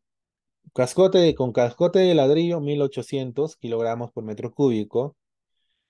Me habla acerca de grava, 2300 kilogramos por metro cúbico. Pomes, 1600 kilogramos por metro cúbico. Y dije, yo quiero trabajar con concreto armado. Concreto armado, si yo quiero trabajar con este material, me indica que tengo que añadir 100 kilogramos por metro cúbico al peso del concreto simple. Ah, bueno, puede ser cascote de ladrillo, grava, pero normalmente trabajamos con grava. 2300 más 100, ¿cuánto me resulta? 2400, ¿cierto? Entonces, yo puedo colocar aquí, en esas unidades, 2.4. Hablemos con referencia al módulo de elasticidad del concreto. ¿Ya? Para ello, tengo que ingresar a la normativa 060. ¿Ya? Y la normativa 060, si yo me voy a lo que vendría a ser equivalencias, puedo encontrar, ¿no?, su equivalencia con la ecuación 8.3. ¿Ya? Yo puedo ingresar aquí. ¿Ya? Vamos a hablar de todo ello, no, no se preocupen, ¿ya? Vamos con calma, no, no se desesperen, ¿ya? No se desesperen, todo con paciencia. Entonces, yo en este punto encuentro, bueno, en este caso estoy en sistema internacional, pero si yo quiero el sistema EMKS, para la norma, yo busco que sería 15.000 por la raíz cuadrada del F'C. Esto, ojo, que está en unidades, kilogramos, fuerza, centímetro cuadrado. Entonces, regreso al software de TAPS. Aquí yo puedo presionar Shift y dos veces clic, me va a aperturar una nueva ventana. Dentro de esta ventana puedo yo seleccionar kilogramo fuerza, centímetro, y puedo colocar esta expresión. 15.000 por la raíz cuadrada de 210. Y voy a darle en calcular. Y listo. Se ha colocado. Referencial al módulo de Poisson. El módulo de Poisson, la norma es 0,60, no me indica de forma directa. Ok, el módulo de Poisson es 0,15 o es 0,20. No nos da de una forma directa, ¿ya? Pero vamos a interpretar ello. Regreso a la norma y estábamos dentro del capítulo 8. Pero justo por ahí viene la pregunta de Chair. La primera pregunta te voy a responder mucho más adelante, ¿ya, Chair? Vamos a la segunda. Ingeniero, ¿cuál sería el motivo de definir un concreto de 210 con un módulo de Poisson de 0,15 y no de 0,20? Ok, muy bien. Cuando yo ingreso al capítulo 8, al 8.5, me indica que el módulo de corte es igual al módulo de elasticidad del concreto dividido entre 2,3. Pero ya por resistencia de materiales, mecánica de materiales que ustedes han llevado, yo puedo entender que ese módulo de elasticidad del concreto, el valor de C, a ver, me dejan un momento, vamos a hacer aquí una línea, es igual a 2 multiplicado por uno más el módulo de Poisson. Y llegamos a esta expresión. Esto es lo que nos encontramos. Ahora, módulo de elasticidad, mira, yo puedo igualar de esto, ¿no? Puedo igualar que 2,3 sea igual a 2 por uno más el módulo de Poisson. Aquí me resultaría 1,15, que sería igual a uno más el módulo de Poisson. Y despejando, aplicando mis grandes conocimientos de matemática, somos ingenieros. ¿Cuánto me resultó? 0,15, ¿no? Aquí me dice igual, ¿ya? En ausencia de resultados experimentales confiables, el modo de rigidez al esfuerzo de cortar el concreto se podrá suponer igual. Entonces, por ello es que yo suelo asumir normalmente ese valor de 0,15, ya a partir de esa simplificación. Hasta ahí llegamos. ¿Todo correcto? Ahí vamos. Claro, ingenieros, hasta ahí. ¿Todo correcto? ¿Puedo continuar? Ya. Regresemos nuevamente a software. 0,15. Coeficiente térmico, dejamos ahí. Propiedades de diseño. Dentro de las propiedades de diseño, yo puedo colocar por aquí un nombre, ¿no? Quizás concreto 210, o si no deseo, lo dejo. Igual, a fin de cuentas, no va a afectar en mí. Vale. Aquí tengo que colocar cuál es la propiedad, ¿no? Entonces, si 210 kilogramos por centímetro cuadrado, como son toneladas por metro cuadrado, agrego un cero, si no, shift dos veces clic y coloco aquí, ¿no? Sus unidades, kilogramos, fuerza en centímetros, 210, calculo y de forma directa se calcula pues por ahí. Ahí tengo opciones, ¿para qué? Para poder ingresar propiedades avanzadas, no lo vamos a ver, no es parte del curso, no necesitamos de ello. Yo podría modificar todo esto, ¿no? Y voy a Una dejarle consulta. aquí. Ok, sí, te escucho. ¿En qué afecta si uno pone punto 15 o punto 2? ¿En qué afecta? No, bueno, ¿Es de cierta indistinto? forma, afecta, ¿no? Ustedes saben que la deformación, por ejemplo, de un muro es debido a flexión y también por cortante. Pero cuando ya ustedes han visto análisis, por ejemplo, por métodos energéticos, ¿ya?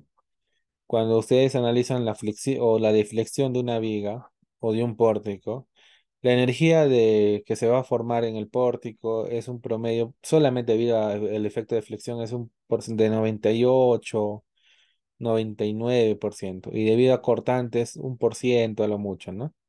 O sea, si no, si consideras dos, la variación es mínima, es indistinta, ¿no? Sé, yo les invito a hacer un cambio a 0,2.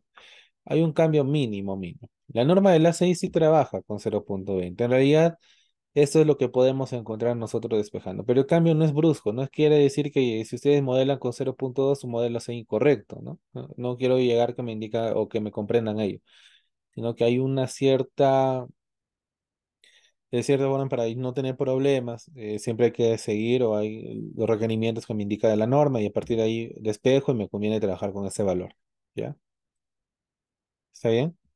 Pero no te cambia demasiado. Es mínimo el cambio. ¿Ya? Te va a cambiar de cierta forma quizás por ahí un poco el tema de los periodos, porque la rigidez sí va a cambiar, la rigidez va a depender de ese factor, porque esto directamente me afecta al módulo de corte. Mira, si yo cambio a 0,20, el factor, el módulo de cortes va a ir variando, ¿ve? Ya, entonces hay que tener mucho cuidado con ello también. Bueno, ya tenemos el concreto de 210. Ahora, hablemos acerca del acero. El acero, yo le estoy dejando aquí una nomenclatura A4200. Rebar, el peso, ¿no? ¿Por qué ingeniero 7,85? Bueno, regresemos nuevamente a la norma. Si yo voy e ingreso en este punto a la norma 0,20, ya yo busco, por ejemplo, aquí madera, mampostería, vengo, puedo ir buscando materiales, metales, acero, me habla de 7,85, ¿ya? O 7.850, ¿no? Kilogramos por metro cúbico. Puedo hablar en base a ello y listo. Ahora, acerca del módulo de elasticidad. ¿Qué módulo de elasticidad considero para el acero? Vamos a ingresar a la norma 060 y vamos a irnos directamente al capítulo 10, ¿ya? En el capítulo 10 nos habla acerca de las hipótesis de diseño, ¿ya? Tenemos por aquí las expresiones, justamente por aquí, a ver, tenemos algunos valores muy interesantes como la deformación, el esfuerzo, nos habla acerca del módulo de elasticidad del acero, ¿ya? Este módulo de elasticidad del acero, bueno, tengo que tener mucho cuidado, ¿no? No puedo considerar por ahí 2,1 por 10 a la sexta, 2,1 por 2 por 10 a la sexta, no, no, porque depende, o sea, necesariamente aquí me da. Ahora, como yo, en este caso, a ver, me dan, eso también tenemos dentro de la normativa, ¿ya? Vamos a regresar al capítulo 8. Tenemos encontrado método de análisis, a ver, módulo de corte, al módulo de acero. Me habla que puede tomarse como 200.000 megapascales, ¿ya? Pero cuando yo voy a las equivalencias, me indica que un megapascal es igual a 10 kilogramos fuerza por centímetro cuadrado. Regreso entonces de momento al software de tabs. Coloco en él. Ahora, vamos a hablar acerca de sus propiedades de diseño, ¿no? Esto es algo quizás muy, muy discutido, ¿ya? Voy a colocar aquí grado 60. Y eso de aquí, en realidad es justamente lo que les estaba comentando, ¿no? Si yo regreso aquí a la normativa, capítulo 10,5, perdón, aquí, me indica que, en realidad me indica acerca de un modelo elastoplástico, ¿no? El esfuerzo o en el refuerzo debería tomarse como el módulo de elasticidad, como módulo de elasticidad a veces la deformación unitaria del acero. Para deformaciones unitarias en refuerzo mayores que las correspondientes al esfuerzo de fluencia, el esfuerzo se considera independiente de la deformación unitaria del esfuerzo de fluencia. O sea, con una gráfica, ingeniero, ¿no? Creo que me indica con una gráfica. Cuando ya nosotros alcanzamos la deformación máxima, que es 0,0021, a partir de ahí ya debemos considerar de forma constante, ¿no? Eh, en realidad ustedes saben que en concreto el acero viene por aquí, sufre un endurecimiento y sale, ¿no? Pero bueno, nosotros nos habla de un modelo de plástico, aquí lo tenemos señalado. Aquí sí podría, dependiendo de su deformación multiplicada por módulo de elasticidad, podría obtener cuál es la fuerza, ¿no? Que podría proporcionar. Sé que tener mucho cuidado con ello. Yo lo recomendable, ya, lo recomendable, lo que suelo sugerir, y ya lo he verificado también con unos cálculos, solamente cambia el primero, 4.200. ¿Ya? Pero si quieren dibujar el modelo elastoplástico, mira, es más, si yo dejo aquí, ingreso aquí a sus propiedades no lineales, por ejemplo, puedo ver Show Strain Plots.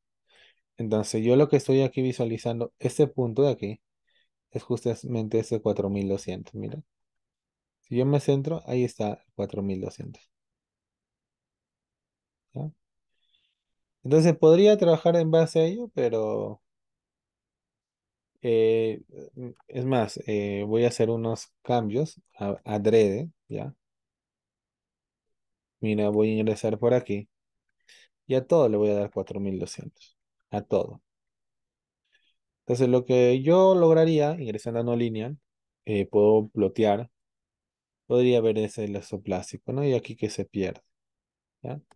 Pero bueno, yo creo que con el primero para diseñar no hay problemas, es mentira estar cambiando los siguientes, no, no te afecta en nada. Es más, el acero ni siquiera se toma en cuenta dentro del modelamiento, ¿no? Dentro de la rigidez de los elementos. La norma de 0,60 te indica también tal cual.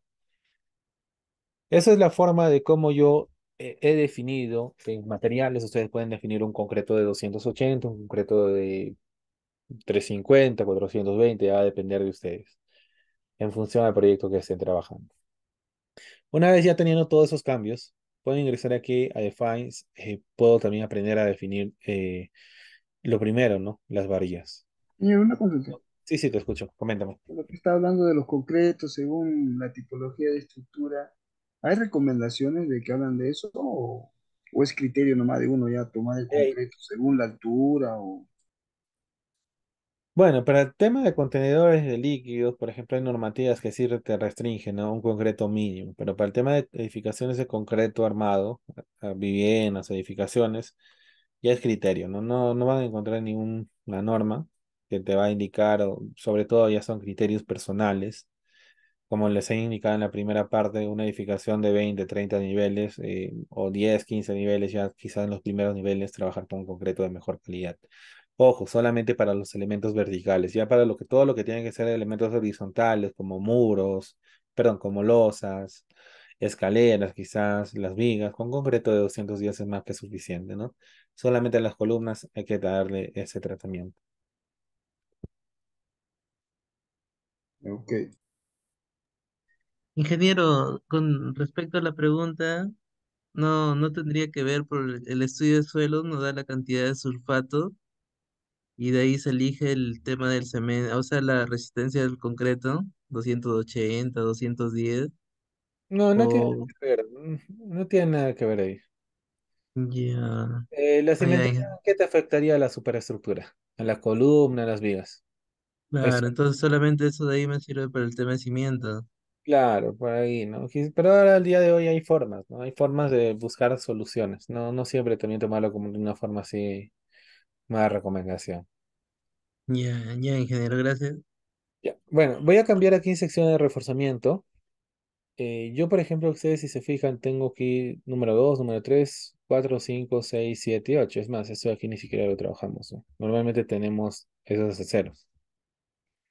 Ahora, ustedes lo que van a encontrar es, eh, lo limpian y van a añadir use, la primera opción. ¿Ya? Entonces pueden seleccionar todo esto. Ahora dije, pero yo trabajo con un acero de 1 pulgada, ya. Aquí, número 8 es 1 pulgada. Divide entre 8, 1 pulgada. 7 octavos no trabajan en nuestro medio. 6 entre 8 son 3 cuartos. Serían 5 octavos. Media, 3 octavos y un cuarto. Entonces ustedes pueden configurar en base a ellos también sus aceros. ¿Ya?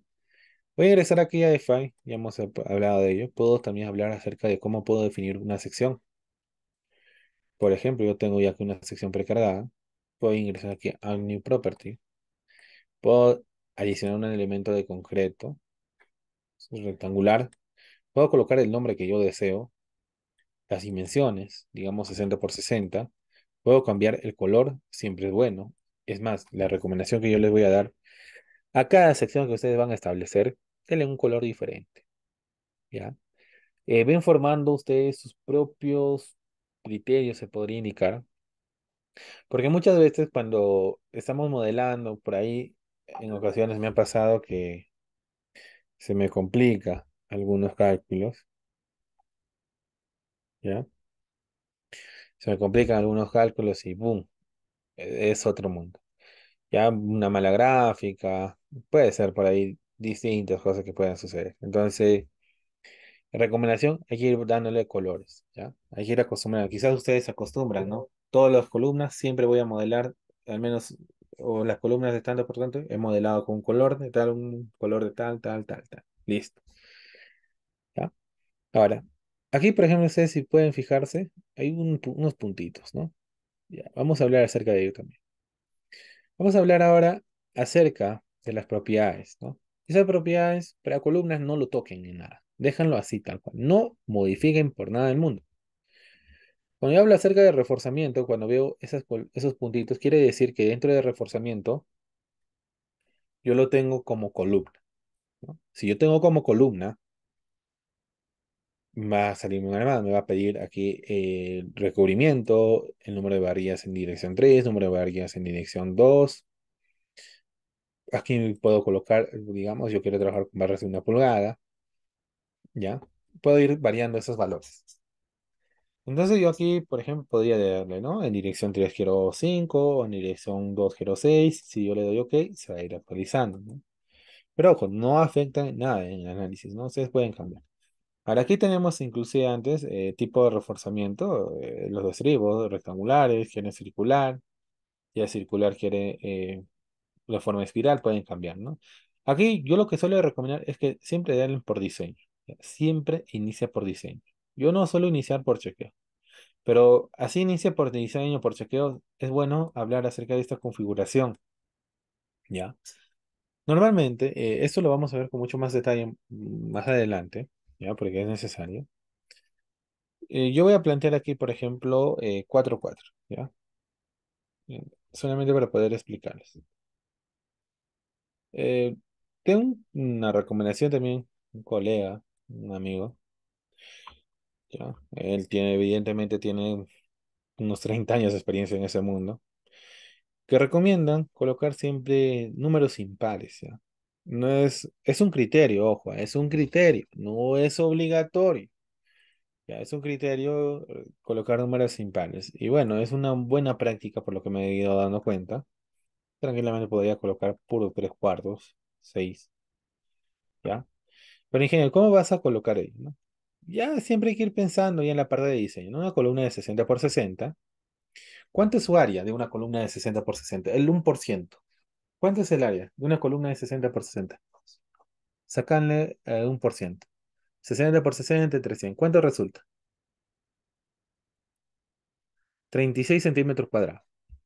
Siempre hay que iniciar, en todas las columnas, hay que iniciar asignándole una cuantía mínima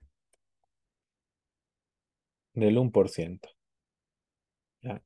Hay que ir asignándole una cuantía mínima del 1%. ¿Cómo así, ingeniero?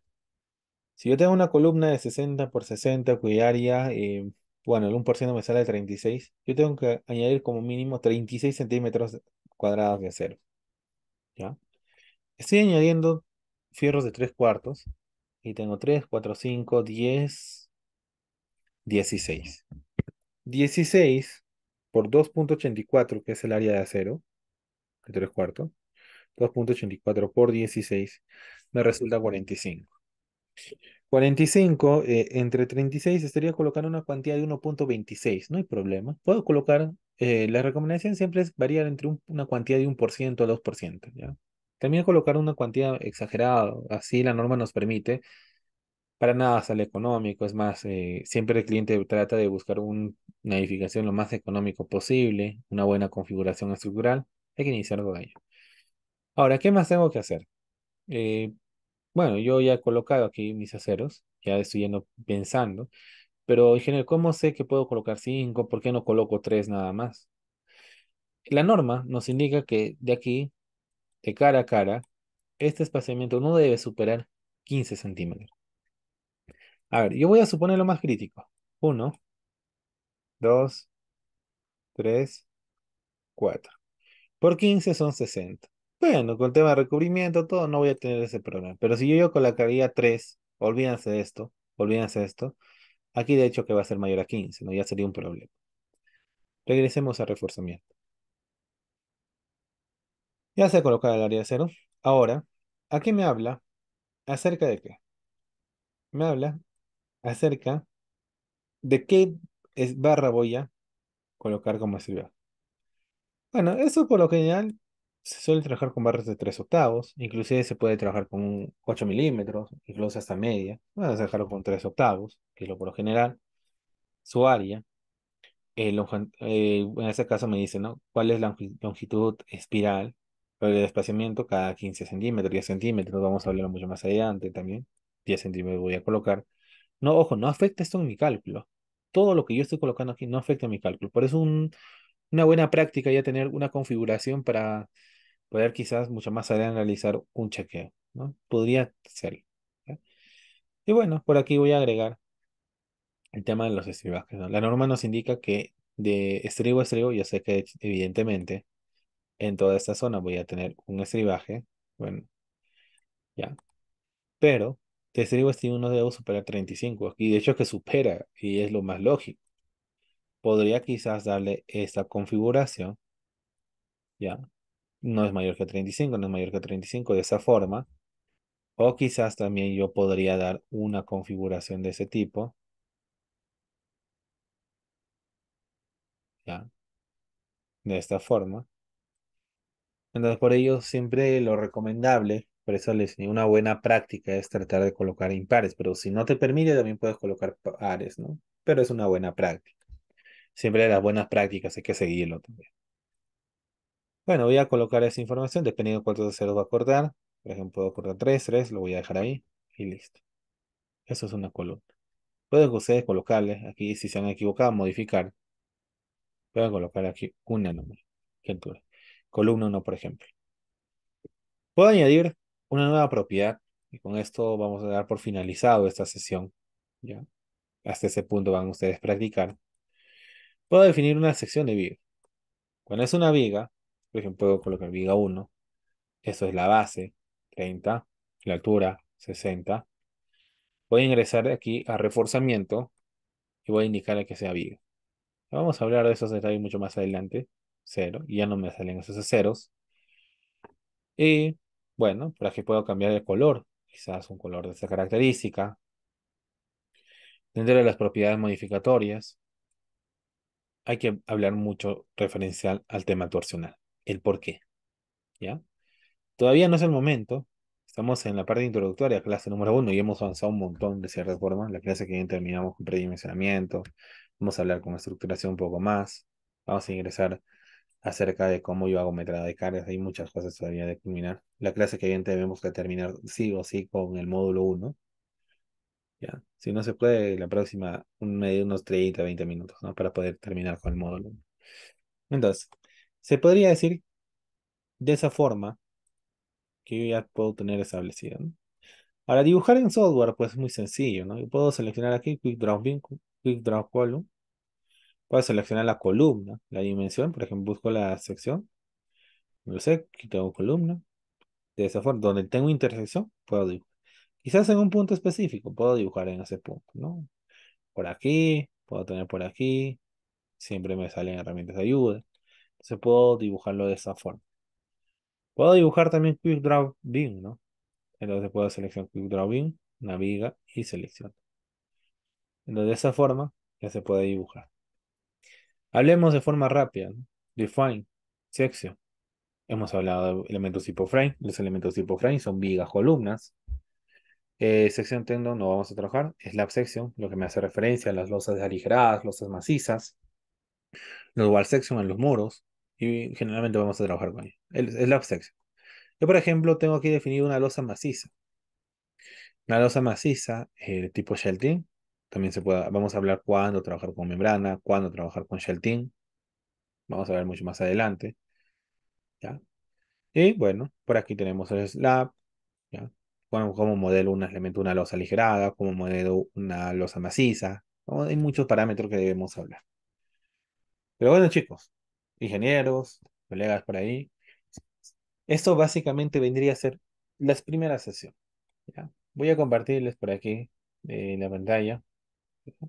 Hemos hablado acerca de los criterios generales de estructuración. Nos falta hablar de predimensionamiento. Hemos hablado acerca de la definición de materiales y secciones de acuerdo a la norma 060. La clase que viene vamos a hablar acerca de predimensionamiento. Es muy corto el tema en realidad. Los criterios de modelamiento, ¿no? ¿Cuándo modelo? Justamente por ahí viene la pregunta de Shair. Esto te voy a responder en esa sesión, Shair, ¿ya? ¿Por qué modelo a la cara de la zapata empotrado? ¿Por qué? O si no, al nivel de falso piso, o al nivel de terreno natural. ¿Cuál de ellos es lo correcto, no? Vamos a ver con unos ejemplitos. Ya justamente aquí indica criterios de modelamiento de elementos estructurales y no estructurales. ¿Cómo modelo una tabiquería o no se modela? ¿De qué forma? ¿Cómo realizo el metrado de cargas y asignación de cargas dentro de software, en este caso en funcional norma 020 y de discretización? Toda la clase que viene vamos a terminar posiblemente en módulo 1. Si nos falta tiempo, vamos a pasar para la siguiente. ¿Ya? Eso es lo que corresponde a esta primera sesión. Son 10, recuerden, por ahí nos faltan todavía 9 sesiones. Y voy a ir pidiéndole, eso sí. Es más, le voy a pedir por favor, que normalmente no lo hago. Hay que ir revisando la norma 030, porque para el módulo 2 requiero que ustedes conozcan la norma 030, los parámetros sísmicos, cómo interpreto el procedimiento sugerido de la norma, cómo hago un análisis estático, un dinámico. Yo les voy a enseñar con software cómo hago el tratamiento de torsión, escalamiento sísmico. Vamos a hablar de ello. ¿Ya? Vamos a trabajar en base a un proyecto, vamos a analizar de una forma completa todo el análisis sísmico, como debe ser. Ya para que en el módulo 3 pasemos a diseñar las vigas, pasemos a diseñar las columnas, pasemos a diseñar los muros, la losa, la escalera, losa aligerada, losa maciza, lo que se encuentre. ¿Ya? Pero hay que tener muy bien establecidos esos principios. ¿Ya? Es lo más importante. El módulo 1, por más teórico que parezca, depende de ellos. Si ustedes han comprendido ese paso, todo lo demás viene por sí solo. Esto es lo que interesa. Bueno, eso sería todo de mi parte. Hemos acá, justo a tiempo, creo que unos 30, 40 segundos antes. Me gustaría saber si por ahí alguien quizás tenga alguna duda o consulta. De lo contrario, yo ya pasaría a retirarme.